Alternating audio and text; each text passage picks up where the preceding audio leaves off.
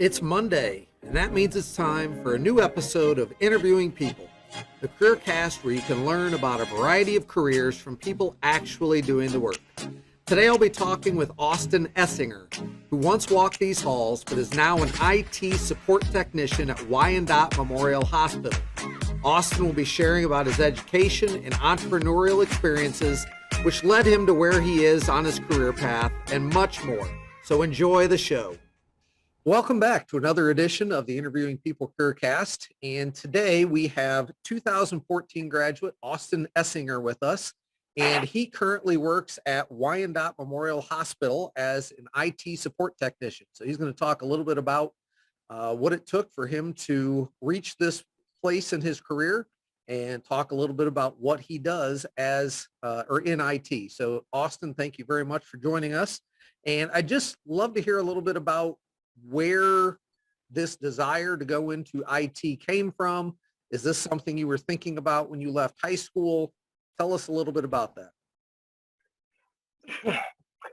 So leaving high school, this wouldn't be exactly the first thing where I would have expected to land. When I left high school, I was expecting, I was really interested in computer programming. And so I went to Owens, took some programming classes there in that Millstream. And by the time I was said and done with my degree, wasn't really something I thought I would want to do 8 hours a day.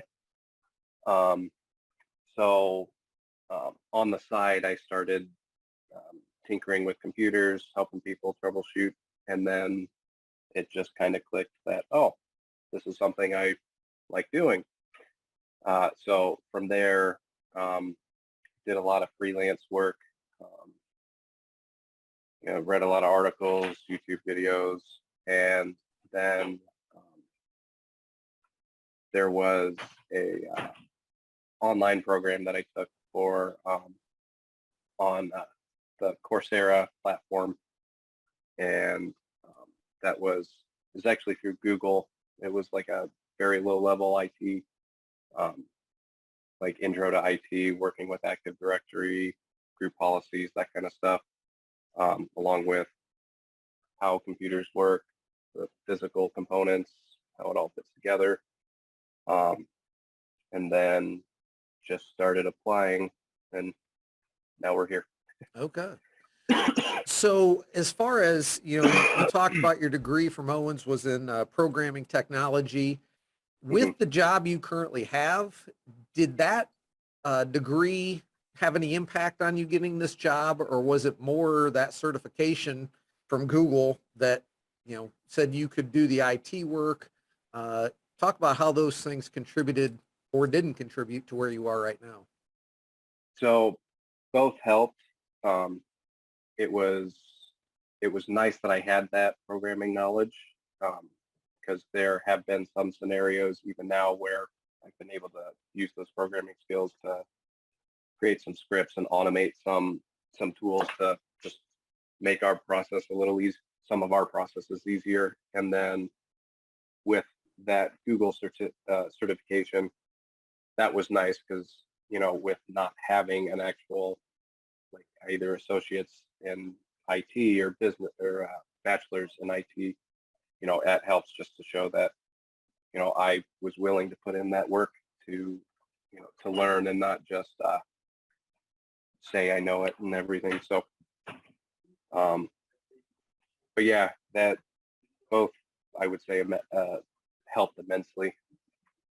So when applying for this job, did they require you, or during the interview process, did they ask you to, do certain aspects of IT as far as fixing something or anything like that? Or was it pretty much you had the job and then they kind of found out whether you could or couldn't actually do the IT work? So they did ask me some questions, some like basic troubleshooting. What's my process on if X is happening, where would you start on fixing it? And since I did some freelance work, they asked what all that included. And then they ended up obviously asked a couple more questions, but it was mostly just theoretical questions. Okay. So when thinking about that freelance work that you did Mhm. for a couple of years, are you still doing that? Yes, I still do that on the side. Always open. I almost never say no. And that with what I have learned more on the job, that what I do freelance wise has expanded exponentially outside of just basic troubleshooting and repair to home visits and do running network lines for people in Right. their house. So did you have any business knowledge, things like that when you started this business, or did you just pretty much jump in and kind of learn as you go? Um, didn't really have too like really any business knowledge. There were a couple very basic business classes that I had to take from Owens, but basically it was just let I basically was just, hey, everyone, you need work on computers, let them know, send them my way, I'll work with them, you know. And in the beginning, wasn't really something that I was like doing to make money. It was more just for experience. Mhm. So it was basically just charging people for the parts. And eventually, after I started getting confident, I was like, okay, well here, I'll do that for $5 and parts and labor, parts and stuff. So Right. Right. Okay. So yeah, again, I think a lot of people feel like, oh, to start a business, I have to have this big business degree and whatever else. A lot of times mhm. it's just jumping in and learning along the way and maybe picking up a class or two just to have some of those basics. So what does a typical day at Wyandot Memorial Hospital look like on the IT side of things? So typically a normal day, I typically come in, um, check to see, any voicemails overnight came through. Um, I'll check any tickets that come through. We always have a rush, and the mornings are pretty busy. So uh, I would say some of it is remoting into people's computers and fixing like software issues, um, adding printers or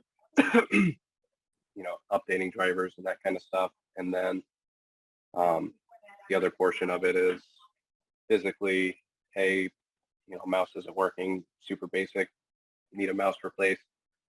Um, and then every once in a while we'll have a higher end issue like needing a network switch reprogrammed for different VLAN or hey, we need to install a projector in the conference room or setting up a new location and imaging computers for that and such. Okay. So the room that you're in right now looks like your hub for everything. Uh, and, I guess what are some of the tools and things that you work with on a daily basis? Obviously computers, but is there more to it than that? You talked about the projector and things like that. So for the most part, we basically working with just computers and networking equipment, switches, and not too much really messing with routers, but um, I'll help program some of the firewalls. But other than that, we have a bunch of printers that we deal with, but yeah, there's not too much like specialized equipment that we use. So how many people are in your IT department at the hospital? There's three of us, and then our system admin. So Okay. there's four of us total. I don't know when you got into IT, if you ever considered that you'd be working at a hospital. I know myself, I don't think about, oh, hospital, there are IT people working there. Hmm. I think doctors, nurses, et cetera. Is there pretty much an unlimited need for IT people because everything is so computer based now? Maybe talk a little bit about, when you were looking for jobs, what kind of places were you applying at, and I guess, do you feel like this is a job that you could pretty much probably find work almost anywhere? Yeah, for the most part, I was pretty much applying anywhere. I definitely didn't expect to end up working in a healthcare setting. Um, but yeah, with just as much as um, computers and everything is just how much like, technology is expanding, you could pretty much like the job market is definitely very open. Um, Sometimes, obviously, I work in Upper Sandusky now, so sometimes you gotta have a little commute, Mhm. but sometimes it is just this location's got it has a little more opportunity than others. Right, right, right. Thinking about, if you could do it all over again, you talked about that degree, and you talked about your certifications and you did the freelance work. I guess, was the degree worth it? Or if you had to do it over again, would you have gone down a different path? I would say the degree that I got was worth it, just just because of how much that programming knowledge has helped me, just automating some stuff here. Hmm. But I would say that if I had to do it again, I probably would go and get at least get an associate's in IT, just so I could have got a jump start. So there is an associate's degree specifically for IT, Hmm. just a little bit different skill set compared to what you currently or what you had with your programming degree. Yeah. Yeah. Okay. Like you specifically, I think about people, what do people do in the evening? Well, they sit and play on their phone or on their computers, whatever. I guess, do you get tired of doing that so that when you're away from work, you're not dealing with computers and phones and all of that? Or is this just pretty much a 24-hour part of your life? For the most part, when I get home, I do more IT work. I have a home lab at home, so I run servers. I have a couple internal websites that I run inside my house. Um, yeah, I have a couple media streaming servers in my house that I run, so I manage that. But um, sometimes I get home and definitely don't want to, might not want to touch a computer. But um, for the most part, yeah, I go home, and whether it's just managing one of the servers or um, watching YouTube videos or um, doing more coursework to try to make the jump into cybersecurity. So I, yeah, pretty much still always on a computer. Okay.